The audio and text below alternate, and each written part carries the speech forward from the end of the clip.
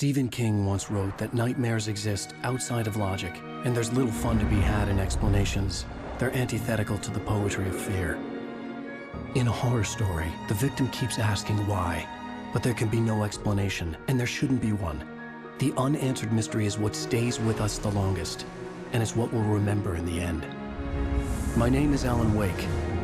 I'm a writer.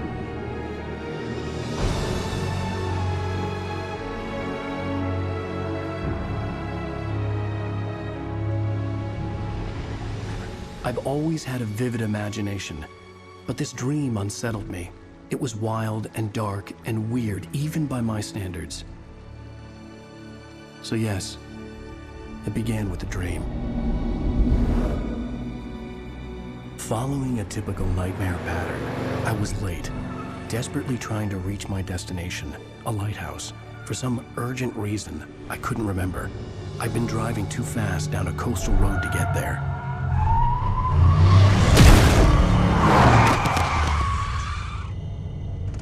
I'd seen the hitchhiker too late.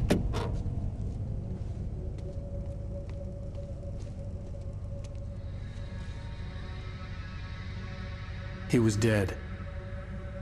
I was convinced they'd put me in jail and I would never see Alice again.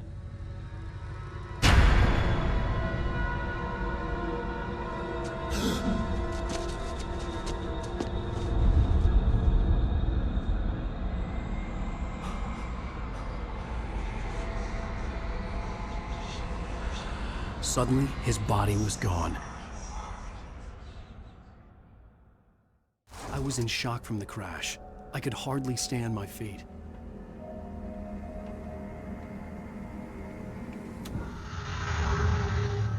Hello, my name is Mikael Kasurinen and I'm the lead game designer of Alan Wake. This is a video game commentary that spans throughout the whole game. Commentators will appear like this on the screen every time there's something that we like to talk about. But be aware that this commentary is full of spoilers. If you haven't played the game yet and you want to experience this as it was meant to be played, stop now, go back to the option screen and turn off the commentary. You can always come back later. This commentary is location based, so every time you hear a commentary that you want to listen to, stop moving and don't try to advance to the next location. Feel free to look around, but moving forward in the level might actually override the existing commentary. The only way to replay a comment is to restart the last checkpoint. Now, enjoy the commentary and have fun. Hiya, my name is Tim Lundqvist. I'm one of the level designers of Alan Wake. Hello, my name is Tero Tosa. I'm a senior environment artist at Remedy. Hi, I'm Mikko Rautalahti and I'm a writer here at Remedy.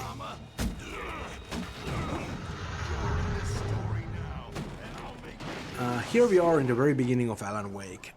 Since dreams and dreamlike states are a big deal for us, it's kind of fitting that we start things off with a good old-fashioned nightmare. We also do a couple of other things here though. For example, we introduced Thomas Zane. We don't call him that yet, but that's what the big floating ball of light is. And we also do a tutorial here, and that was actually kind of challenging because it's not very easy to marry the idea of a story introduction and a tutorial together, but you know, I think we did an okay job with that. I realized that the hitchhiker was a character from the story I'd been working on. How does it feel to die by the hands of your own creation?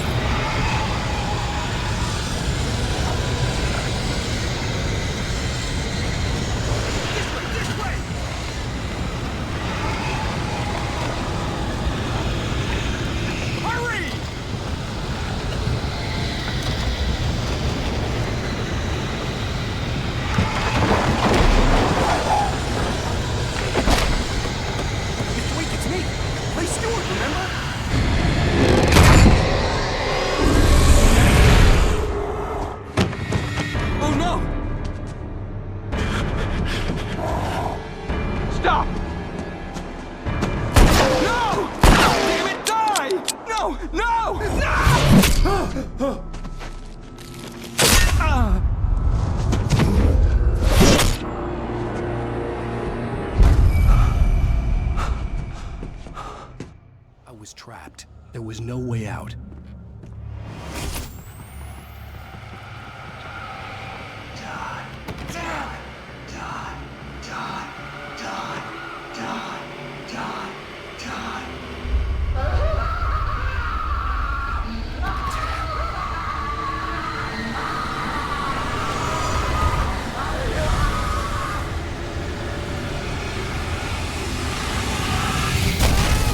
The cabin was a death trap. I had to get out.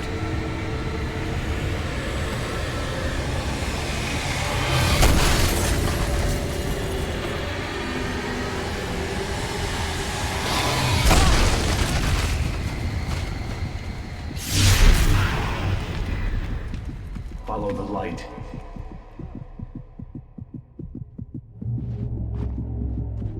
You are hurt.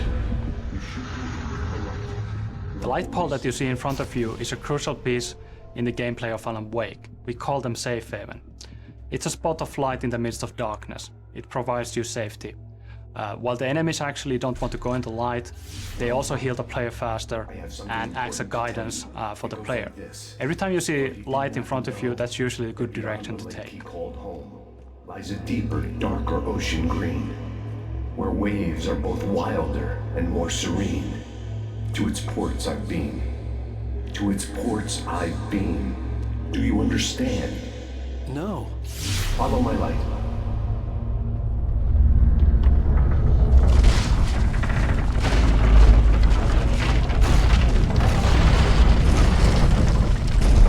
I entered your dream to teach you.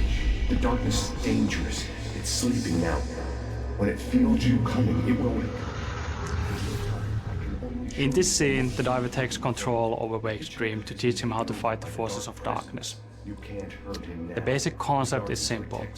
You turn the light on top of Taken and you can see the darkness burning away. After that, you are able to defeat Taken with your revolver.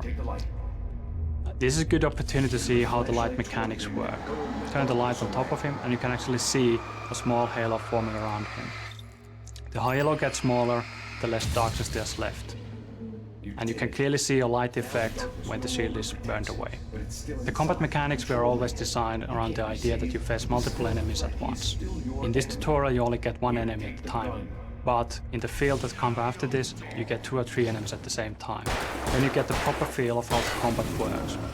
Be careful on who you are concentrating on, because someone else might actually be flanking you and trying to hit you in the back. I will give you back your dream now. In the nightmare, a terrible darkness was taking over the world. The lighthouse was the last safe place on Earth.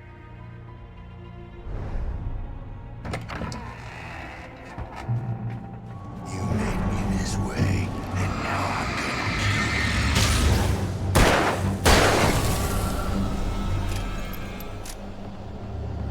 gonna... This is it, Wake!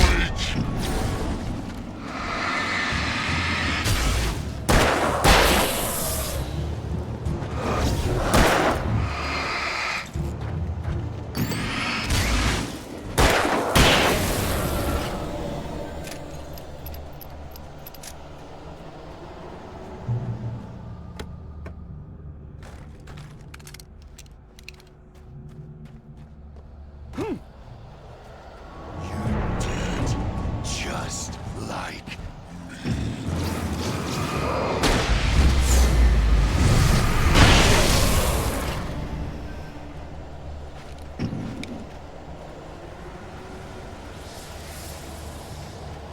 die.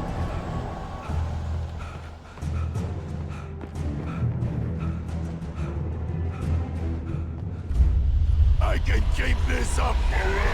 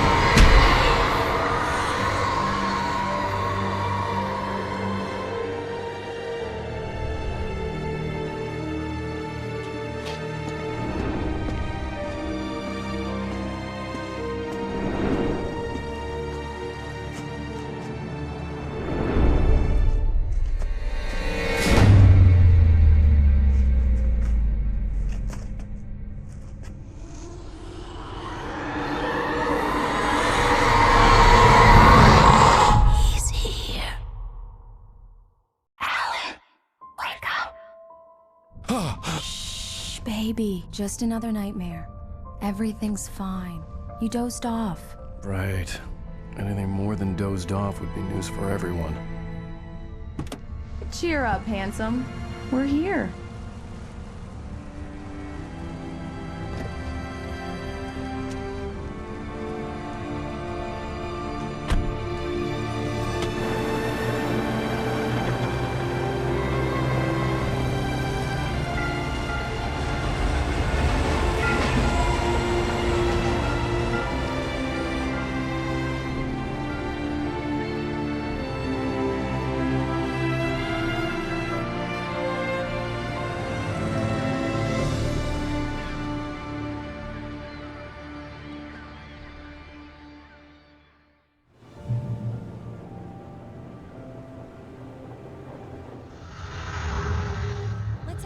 The events of the game take place in the Pacific Northwest region of the United States. This is a beautiful region that has in the past been featured in numerous TV shows and movies like The Shining and Twin Peaks. It's famous and recognizable for many things like fishing and mining and huge redwood tree trunks the size of a bus, beautiful lighthouses. But I think the most recognizable and beautiful feature is the nature. It's an oceanic climate combined with huge mountain ranges and dark forests. The cool thing about it is that there's an enormous amount of moisture constantly flowing in from the Pacific Ocean, and when it hits the mountains it turns into fog. So the end result of that is that almost everywhere you look there's these dense wisps of fog lazily crawling on the mountains and hillsides, and it really lends the area an almost otherworldly feel. I'm the night host at the local radio station. Any chance I could get an interview? Look, Mr. Maine, I'm on vacation. In fact, I'd appreciate it if we could keep my being here just between the two of us. I'm sure you understand. Fair enough. You can trust me to be discreet. Not a hard man to track down if you change your mind, though. I hope you two have a lovely holiday.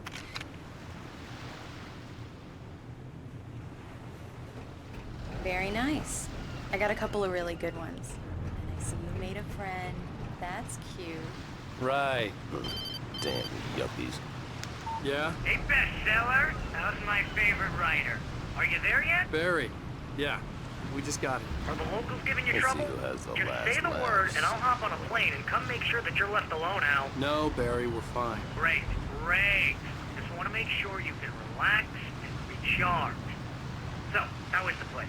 Has it gotten your creative juices flowing? Barry, We're just settling in. Okay, Al. I'll call back later to make sure you're doing okay. And you call me if there's a problem, okay? Okay. Just looking out for you, buddy. Talk to you later. I love you too, Barry. You know he's going to be calling you every 5 minutes. Barry is Barry. I can always turn off the phone. What did I tell you? Text message from Barry. He says hi to you too. Alan, we're here. Come on, let's get back to the car.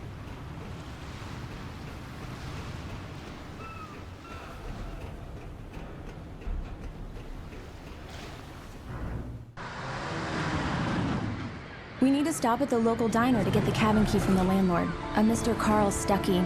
He's waiting for us. I'll go fill her up while you get the key.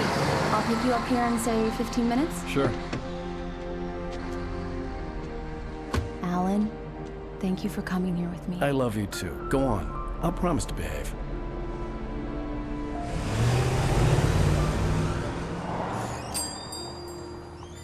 I'd forgotten there were still places like this. Towns where everybody knew everybody. Welcome to the Oh Dear Diner. Hi, I was wondering if you could help me. I'm looking for... Mr. Wake. Alan Wake. Oh, God! I am your biggest fan. I know people say that all the time, but I really am. I'm glad to hear that. Rose. Rose, I'm looking for Mr. Stuckey. Carl Stuckey? Carl? Oh, of course, Mr. Wake. He must have gone to visit the restroom. He'll be back in a moment. Diners are the very essence of traditional Americana and the hearts of small-town communities, such as Bright Falls. Well, okay. There being so many of them, and many of them looking very much like each other, source material for this location was always going to be plentiful. But even so, from the start, we had a certain one in mind. If you can remember a certain black tie-wearing, pie-munching FBI agent who likes a damn fine cup of coffee, you'll know the one I'm talking about. Myself, but both of my legs have gone to sleep. Bad circulation. Yeah. Are you serious? Coconut again? You disgust me. Call yourself a rocker. Unbelievable. Ha! It does that. Get stuck. Yeah. You need to give it a good solid whack.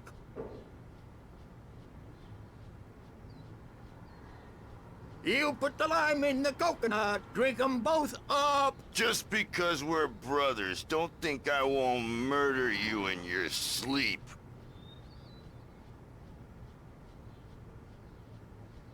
Yes, that's my favorite tune. Coconut! Shut your mouth, you demented has-been. If I had my hammer, I'd shut it for you. Jeez.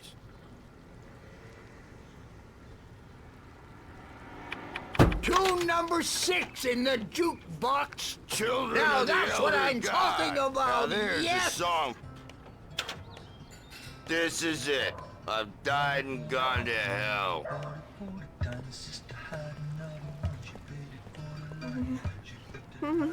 Don't go in there, young man. You can hurt yourself in the dark. I think I can handle it, ma'am. I didn't want to wait. I wanted to find Stucky, to get the key and get out as soon as possible. The waitress was giving me a headache. Overeager fans always did.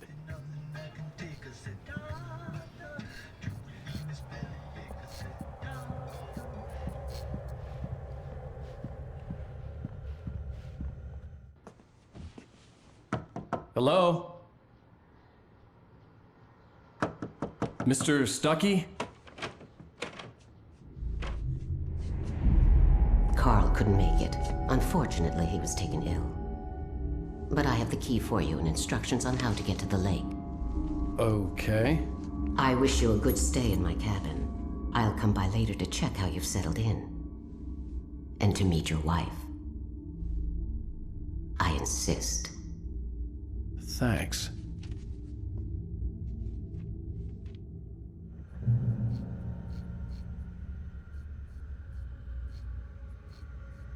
Cauldron Lake is a special place. Very inspiring.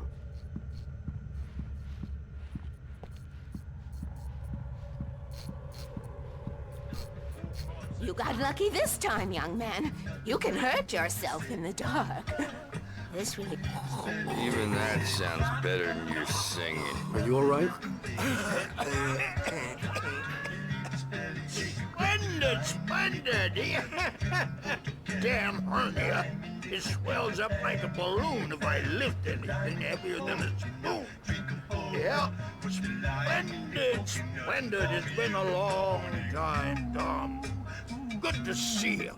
Hey, you wouldn't happen to have a bottle on you, would you, Tom? I wish.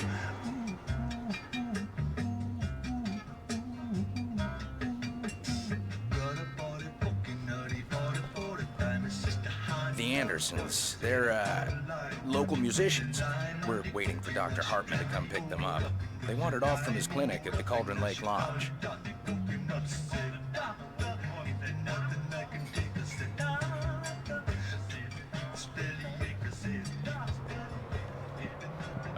Bye, Mr. Wake. Mission accomplished. The key and the directions. My hero. I got some flashlights, just in case. Hey, wait! Mrs. Wake! Your keys!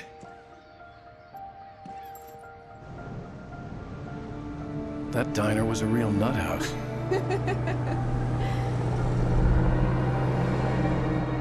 Can you believe this place? This would make a wonderful setting for a book. We're supposed to be on vacation, Alice. I'll figure it out when we get back home. Okay? Okay. We can talk about this later.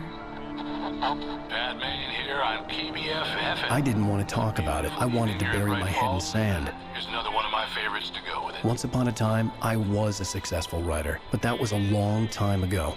I hadn't been able to write a word in 2 years, not since my last book.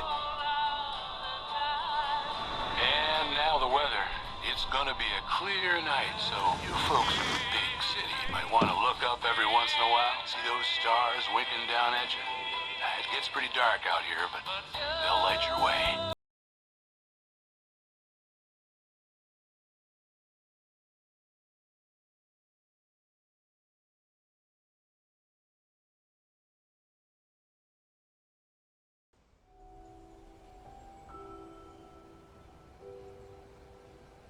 Wow. It's gorgeous, Alan. It's something, all right. Go on. I'll get you inside. Bird Lake Cabin is an idyllic, a little rundown but nevertheless beautiful cabin nestled in a small island on the Cauldron Lake. But not all about it is as it seems. You see, in the 70s there was a big eruption and the whole island sank and it took down the cabin with it. So it shouldn't really exist. Yet somehow it does. The original idea for the Bird Lake Cabin was that it was actually alive, that it would roam about in the forests at night, rising onto its legs that would at daytime look like bird leg-shaped roots sticking out from under it. In the end, the story evolved into having the name of Bird Lake Cabin simply derive from the peculiar shape of the island and also from the frontal facade of the building, where a chimney. The cabin looked like a time capsule from the 60s, or even earlier.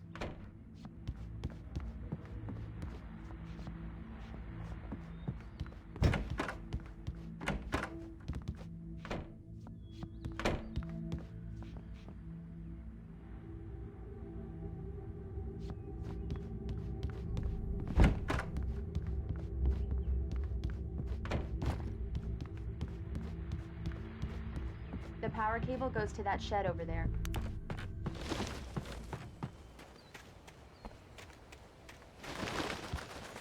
The island had once been the site for a love story.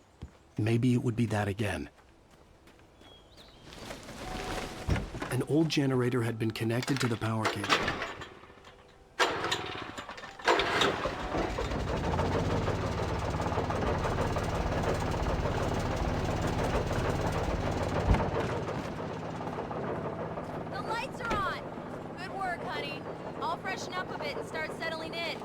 Okay, I'll look around a bit. Sure thing. Have fun.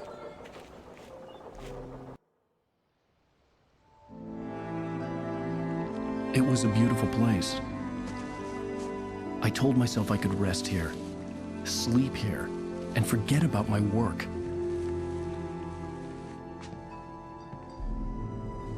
I thought we could be happy here.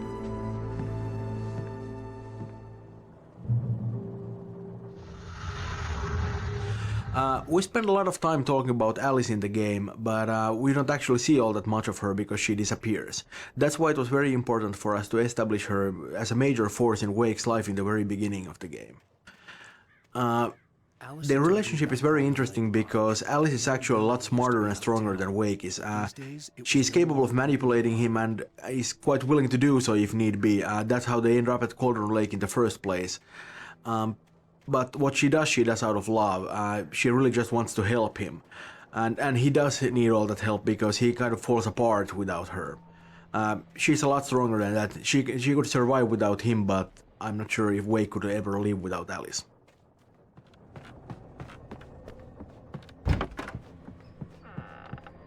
Alice? Honey? The old door had played a trick on me. Alice wouldn't have come out in the dark.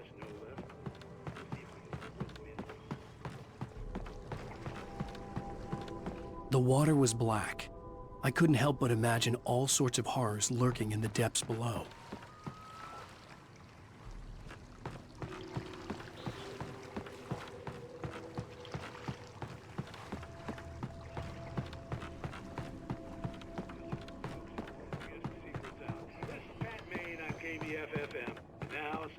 Great. So much for keeping a low profile.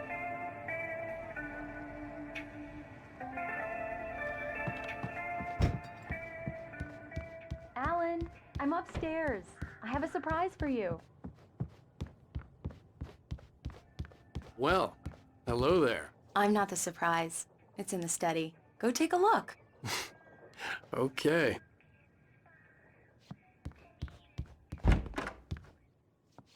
Surprise!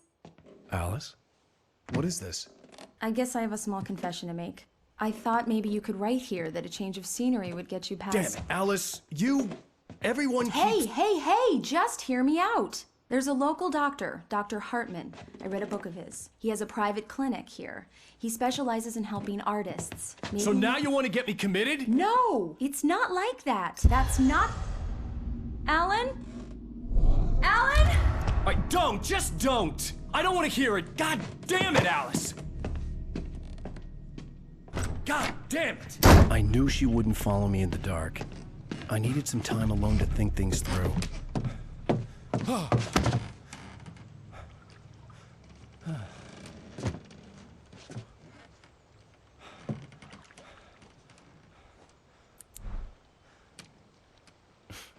Damn it.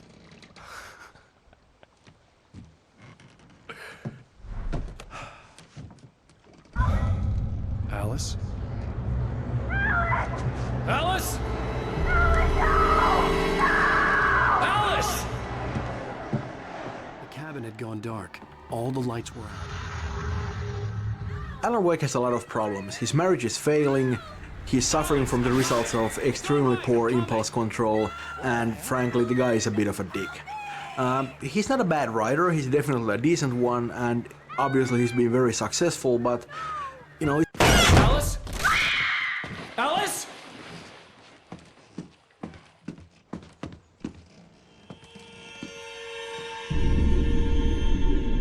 Oh no!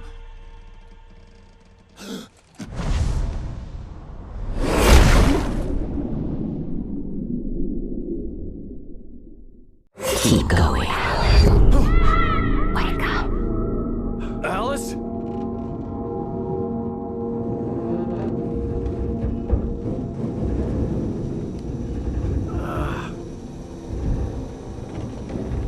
Waking up in the crashed car felt like I had woken from one nightmare and entered another. I couldn't remember how I got there. All I knew was that something terrible had happened to Alice. The phone was dead. I'd have to find help on foot.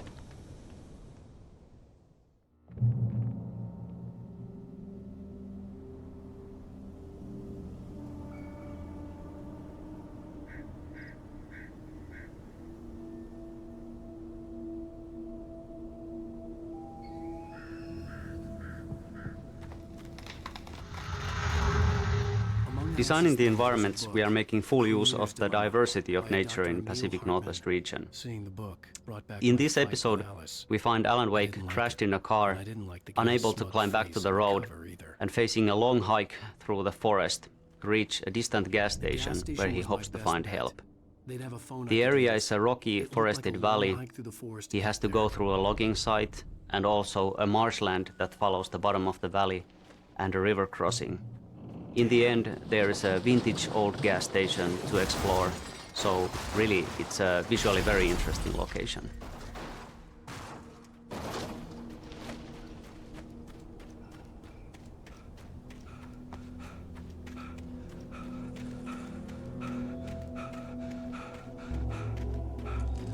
Hello?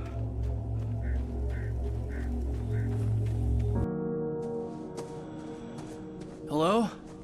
Is someone there?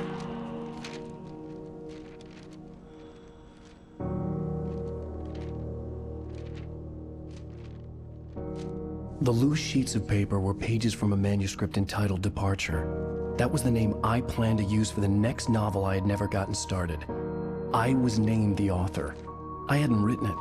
I couldn't remember writing it. In the scene on the page, the hero was attacked by an axe murderer in the woods at night.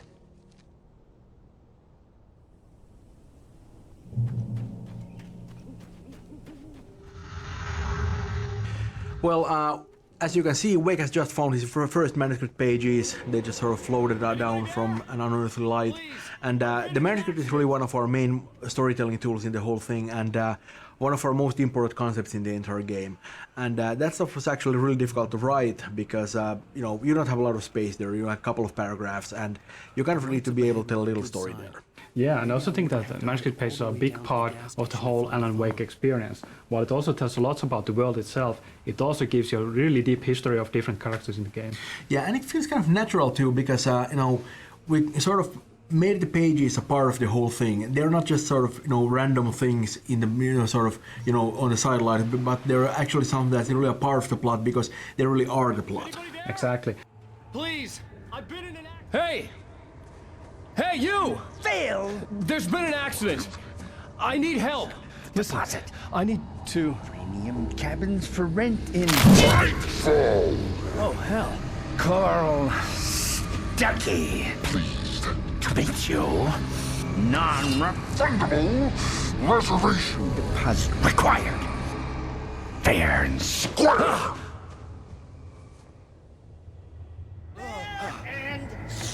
Where?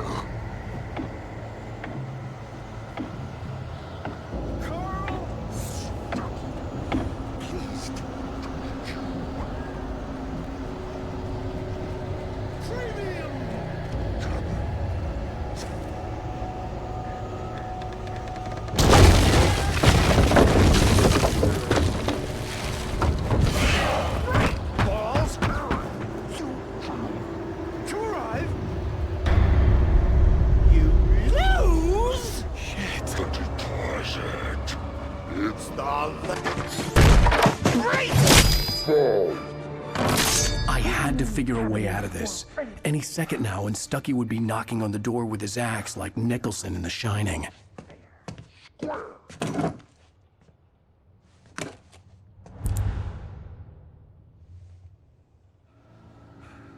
During your trying. It's Yes. the latest. Great Falls Sheriff Station, homie. Hello? Hello? Woman! Let you kill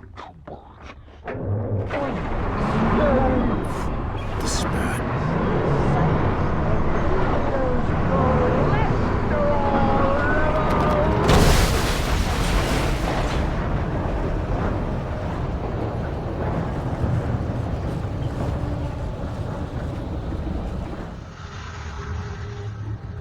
Even though most of the enemies attack you with melee weapons, some of them are able to use ranged weapons as well.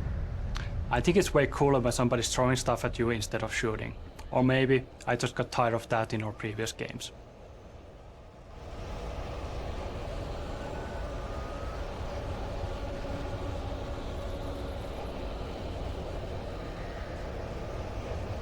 The bulldozer had gone over the cliff with the office. I hoped Stuckey had suffered the same fate, but I wasn't planning on staying to find out.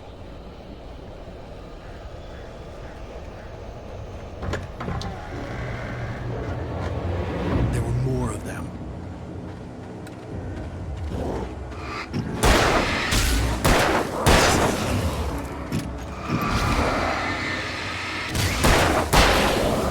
My head pounded with a concussion. I'd never fired a gun outside a shooting range, and now I just killed someone. Or something. There were no bodies. They just disappeared. If I was dreaming, it felt real enough to make me sick.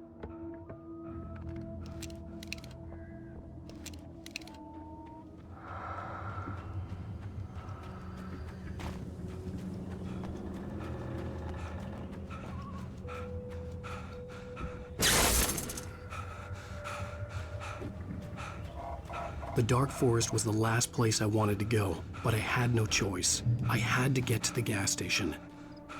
It's rabbit season!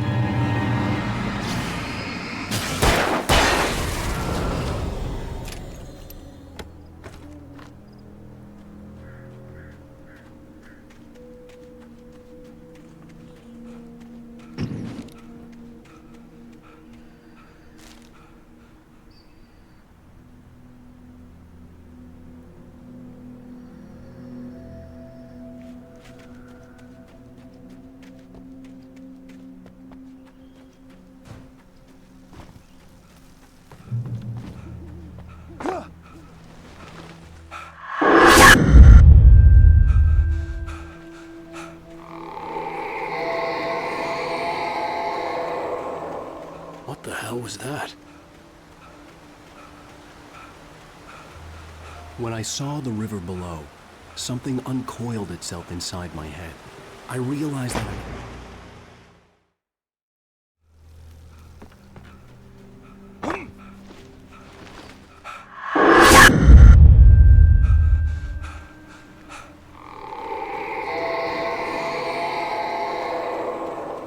What the hell was that? When I saw the river below, something uncoiled itself inside my head. I realized that I'd have to find a way across. I didn't even want to... Wake's newfound fear of water is a result of his plunge into Cauldron Lake. Of course, at this point in the story, he doesn't know what happened to him, he doesn't remember any of it, but on some subconscious level, he knows that he's been violated, and he associates that with the water.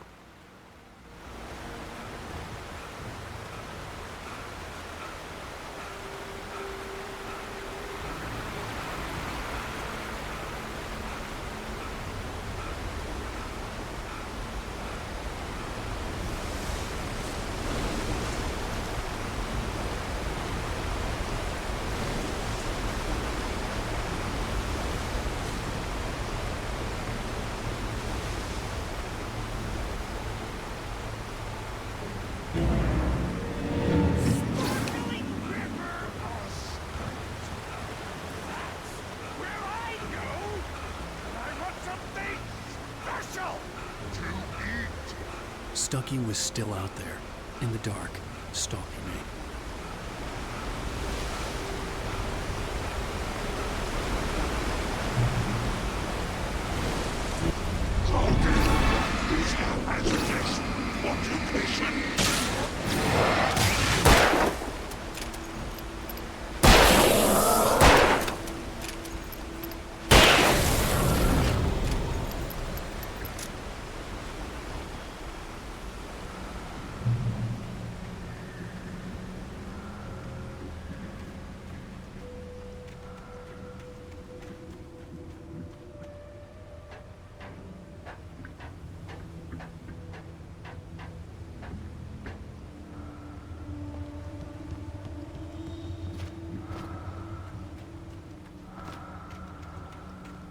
Eerie hand-painted graffiti was revealed by my flashlight. Someone had hidden a chest of supplies near it.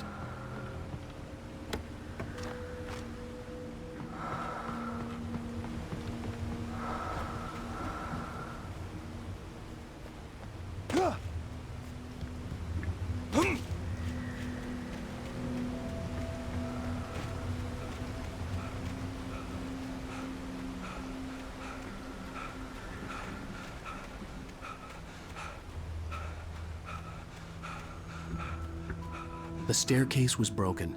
I had to make my way up some other way.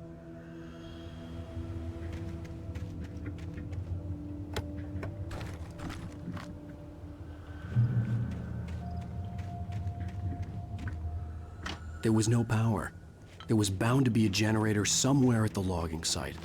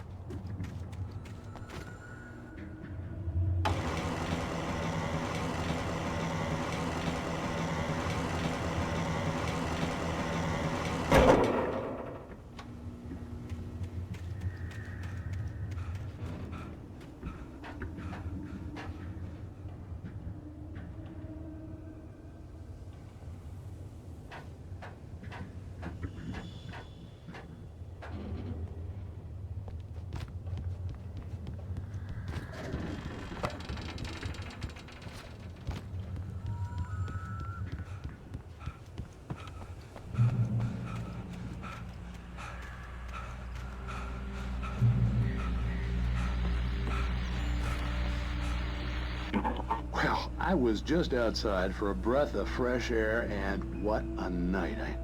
I know most of you are probably in your beds by now, but if you're still up and around, take a moment. Step outside for a spell and breathe in deep.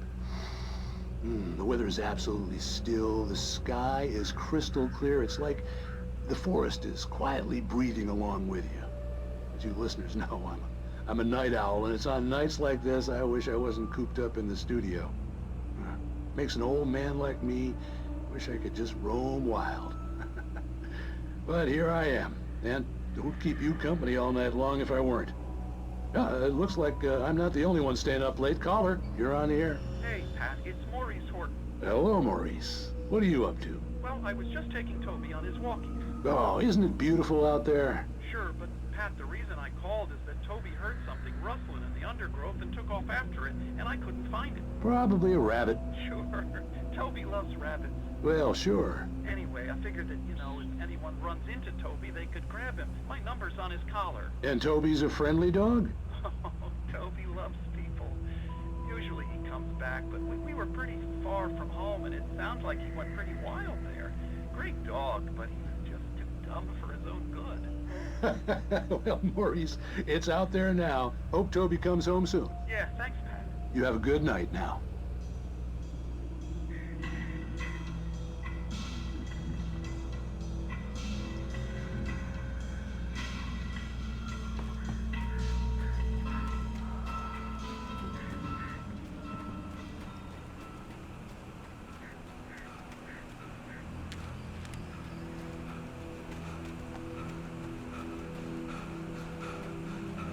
The gas station was closer now.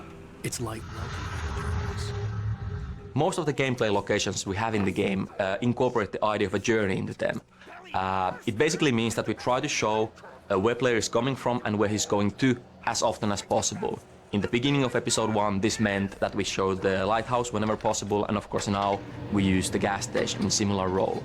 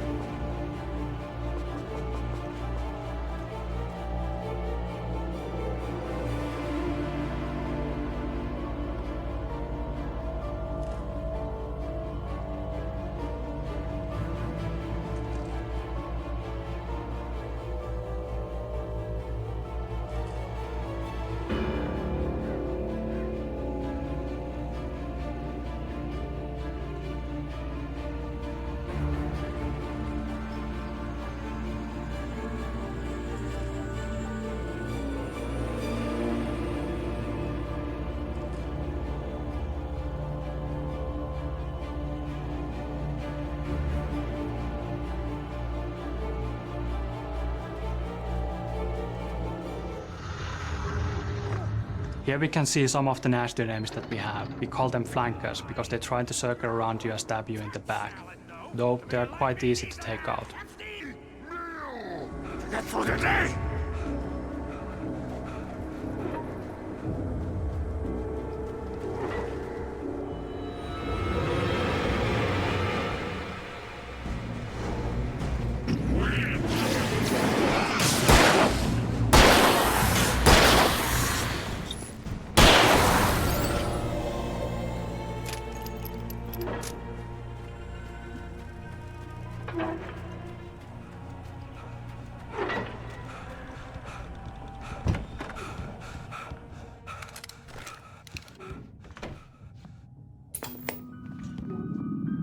Science. It bestows immortality on those who advance it to elevate all of mankind. Newton, Einstein, Sagan, princes among men. but the price for such a legacy is steep indeed. In Night Springs. Tonight's episode, a quantum suicide. If our lives are already written, it would take a courageous man to change the script. Having called a press conference, Dr. Barclay Colvin is about to demonstrate that very courage. Ladies and gentlemen of the press, I am Dr. Barclay Colvin, and I'm glad so many of you could join me here at the Moorcock Institute. Tonight, I'm going to give a practical demonstration of the many worlds interpretation. As you can see, this is a loaded 9mm pistol. It shall be part of a thought experiment. And now, a real experiment, known as a quantum suicide. Did he say suicide? Is that a real gun? He's kidding, right? Please, stay calm. There is no risk. Observe what occurs when I place the weapon against my own forehead. Now, you might think this round is merely a dud. Not so. Observe the flower pot. And yet, I myself cannot be harmed with this gun. With each pull of the trigger, 2 new realities branch off. One in which the weapon didn't fire, and one where it did. With my machine here, I have ensured that this reality is always the former. I have bestowed upon myself quantum immortality.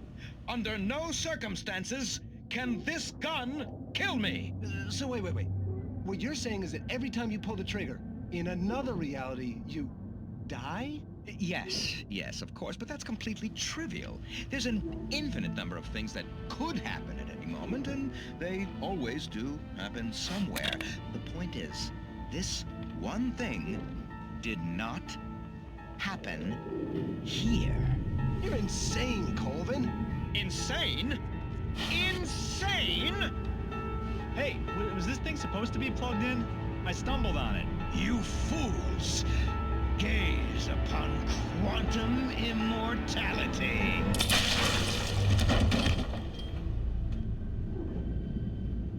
Poor Dr. Colvin, felled by his own hubris or the ignorance of the masses. Perhaps he should have left the crate unopened, the decaying atom unobserved. Curiosity often kills the cat. In Night Spring.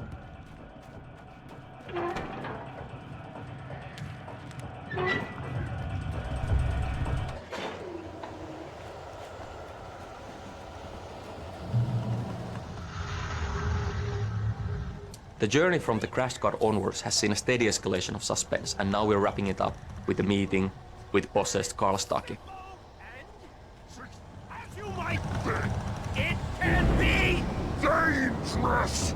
It requires patience. Oh no. Even with the engine to cool.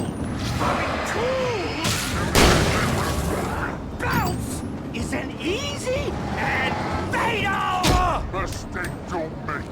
Count your forward. This place too gotten inside the engine has destroyed. Then return.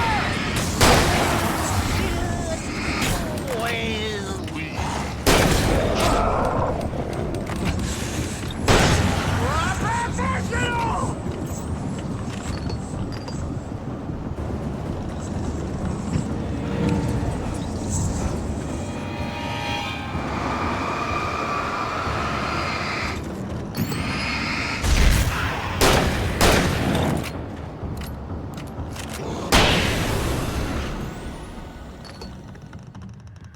Stucky's body vanished, leaving behind only a lifetime of nightmares to come, assuming I'd reach the lights at the gas station alive.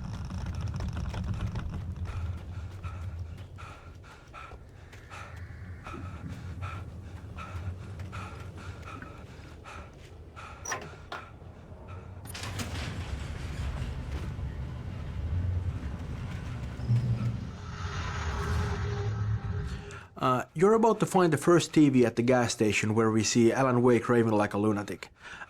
Cynthia Weaver actually talks about a similar thing later on in the game when she mentions that Thomas Zane has been talking to her from beyond and from television, and it's kind of a similar thing. Wake isn't aware of how it's happening, but that's what it is.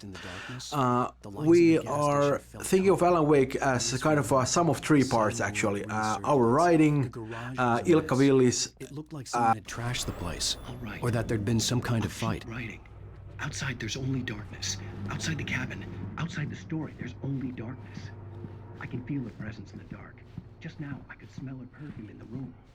I'll reach her, I'll fix it up. I'll bring her back. The story will come true. If I stop, she's lost.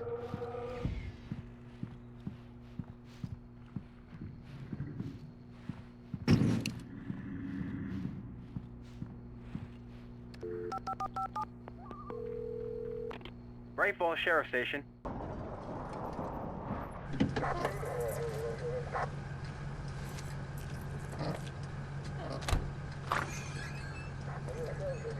Oh, thank God, Sheriff. Sheriff Sarah Breaker. You are... I'm Alan Wake, but listen. I was in a car crash. My wife, Alice, she's missing. Calm down, Mr. Wake. We were staying in a cabin on the island, on Cauldron Lake. There's no island on Cauldron Lake. Not since the big eruption in the 70s.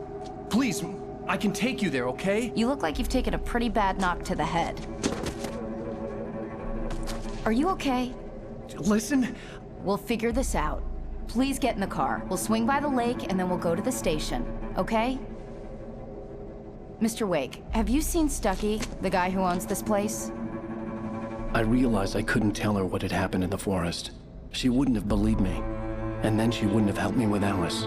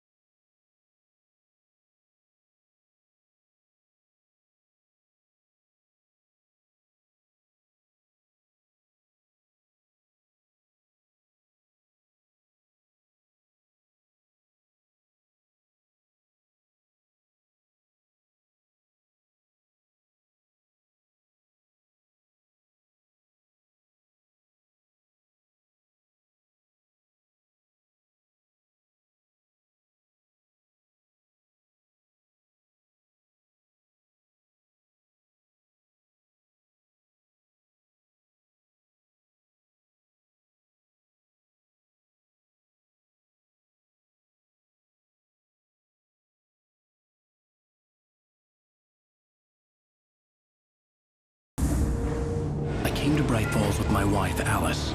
Thank you for coming here with me. I thought maybe you could write here. I don't want to hear it! God damn it, Alice! Now, she's missing. Alice? Alice? I woke up behind the wheel of a crashed car. I'm missing a week. I was attacked by shadowy men straight from a nightmare. The sheriff took me to the lake Alice and I had stayed at, but the cabin had disappeared.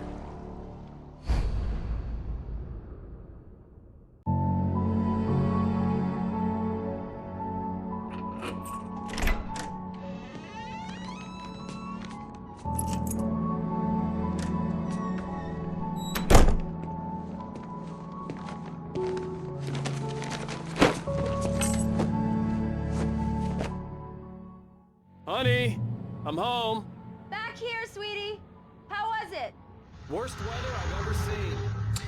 We have two of these New York flashback scenes in the game, and actually we almost cut them out. And I'm very glad that we were able to keep them in because they are very important to the story that we're telling here. These are the days when the Wakes were actually happy. And we spent so much of the game in danger and in darkness, running around with guns blazing. And also, when we see Wake and Alice together, most of the time they're arguing or at least, not being very happy. But these are the days when they were both very, very happy together, and these are the days they long for. In the second flashback sequence towards the end of the game, you know, you can see the cracks there. They aren't really doing very well anymore, but right now, this one, it was good.